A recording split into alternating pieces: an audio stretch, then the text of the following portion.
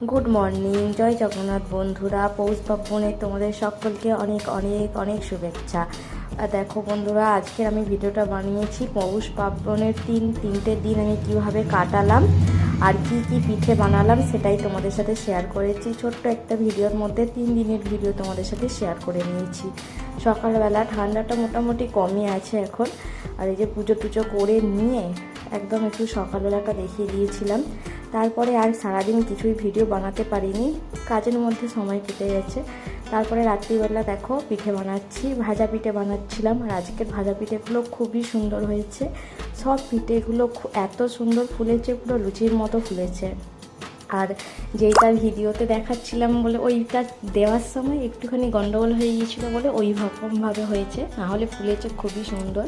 দেখো সব পিঠেগুলো তোমাদের সাথে শেয়ার করছি।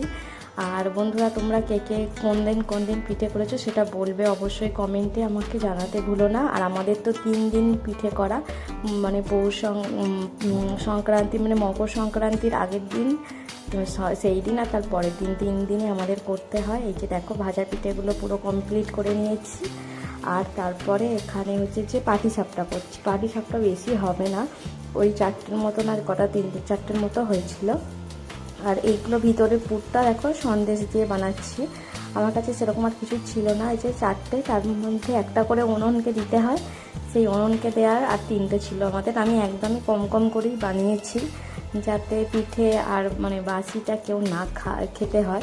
তার মধ্যে ওই যে সরু চাকলি পিঠে 3টের মতো রয়ে গিয়েছিলো, সেগুলো সকালবেলা খেতে হয়েছে। অবশ্য আমার বর খেয়েছিল।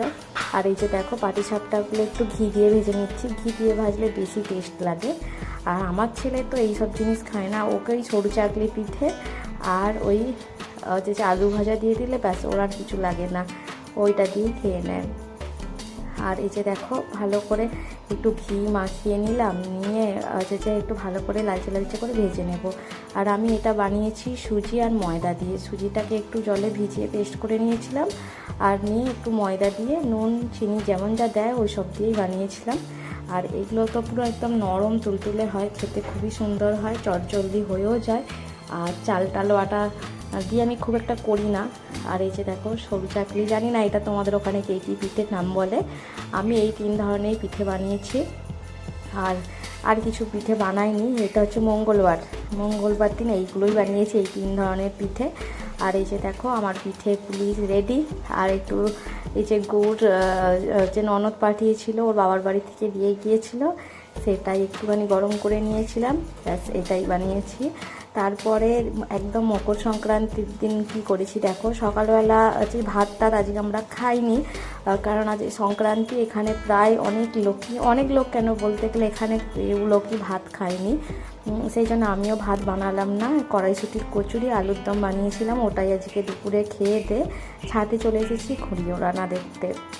আর মকর সংক্রান্তি মানেই তো ঘুড়ি ওড়ানা, আর এখানে তো পুরো প্রচুর ঘুড়ি ওড়ায়। দেখো পুরো দেখে তো তোমরা বুঝতেই পারছো, পুরো আকাশে পুরো ঘুড়িতে ভর্তি। প্রথমে আমি আর আমার ছেলে এসেছিলাম জামা কাপড় তুলতে, আর আমি বললাম দেখি চল কে কে এসেছে একটু ছাদে দেখি।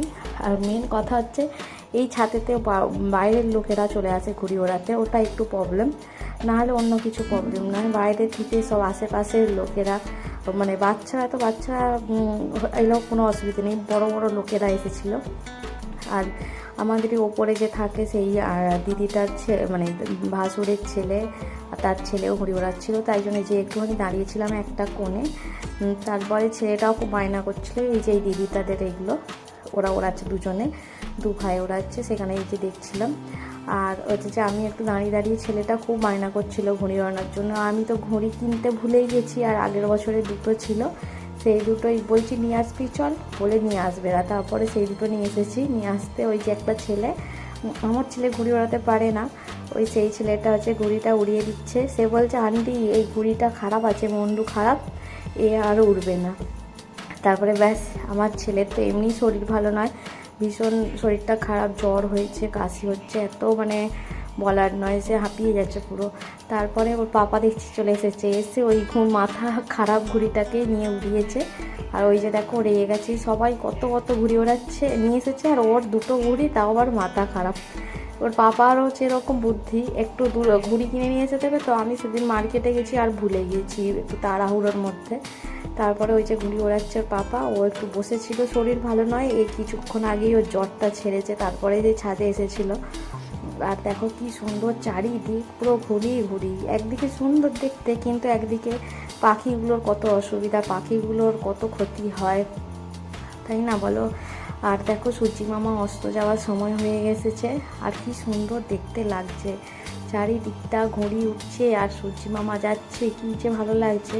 তারপরে দেখো আমার ছেলে ঘুড়ি ওড়ানো হয়ে গেছে, ওর বাবা চলে গেছে, আর ও কি ঘুড়ি ওড়াচ্ছে, যত যার ঘুড়ি মাথা খারাপ সেইগুলোকে নিয়ে ছিঁড়ে ছিঁড়ে ওড়াচ্ছে, ওর ওইটাই ঠিক আছে। আর ওই যে ওইটা বাড়িওয়ালাদের বাড়ি, ওরা ওদের ছাদে গান টান চালিয়ে ঘুড়ি ওড়াচ্ছে, আর সব লোক এত গান চালিয়েছে যে কারণে ছাদে আর কোনো ভয়েস দিতেই পারিনি, এত গান চলছিল। তারপরে এই যে দেখো এত সুন্দর, মানে চারিদিকটা ঘুরিয়ে ঘুরিয়ে, আর সন্ধ্যা হয়ে গেছে, আমরা নেমে এসে দেখছি দেখো সন্ধ্যা দেওয়া হয়ে গেছে আমার, তখনও দেখছি সব লোক ঘুড়ি ওড়াচ্ছে, এখনও মানে ঘুড়ি ওড়ানো বন্ধ নেই, কত রাত মানে সন্ধ্যা পর্যন্ত ঘুড়ি উড়িয়েছে যে বলার নয়। আমার বর তো সেদিনকে দোকান থেকে যখন আসে তখনও বলছে ঘুড়ির আওয়াজ পাচ্ছি আমি, মানে কী অবস্থা। এই যে সন্ধ্যা দিয়ে নিয়েছি, নিয়ে বাইরে তো তুলসী তলায় সন্ধ্যা দেওয়া হয়ে গিয়েছিলো, ওখানটা থেকে একটু দরজাটা বন্ধ করতে এসেছিলাম, তাই তোমাদের সাথে একটু ভিডিওটা শেয়ার করেছি।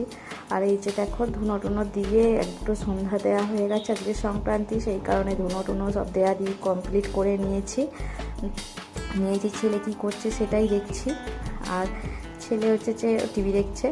আর এটা হচ্ছে যে সন্ধ্যাবেলা আবার বানাতে শুরু করেছি যে দুধ পুলি, আজকে আর অন্য কিছু পিঠে বানাইনি, শুধু অল্প করে একটু দুধ পুলি করব। আর এখানে দুধটা জাল দিয়ে নিয়েছি, আর এই যে দেখো পুলিগুলো করে নিয়েছি, আর আজকে একটু ডিজাইন করে করে করেছি, কিন্তু ডিজাইন করে করে করেছি, এই যে দুধের মধ্যে দিয়ে দিচ্ছি, লাস্টে কটা পিঠে ফেটে গেছিলো।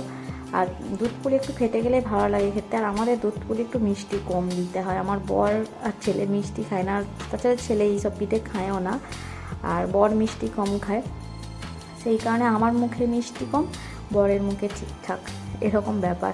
মিষ্টি বেশি হয়ে গেলে বর খায় না কোনো জিনিস, আর আমাকে একা খেতে হয়, আর আমি একা কত জিনিস খাবো বলো, দুজন মিলে না খেলে।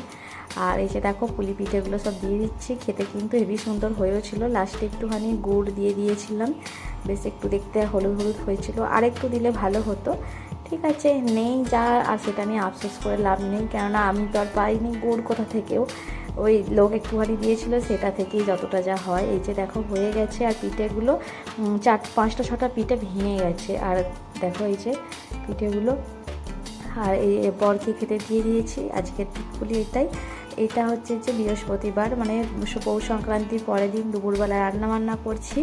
আর এই যে এখন করছি ওলকপি আলু দিয়ে তরকারি, সর্ষে আর পোস্ত দিয়ে করছি।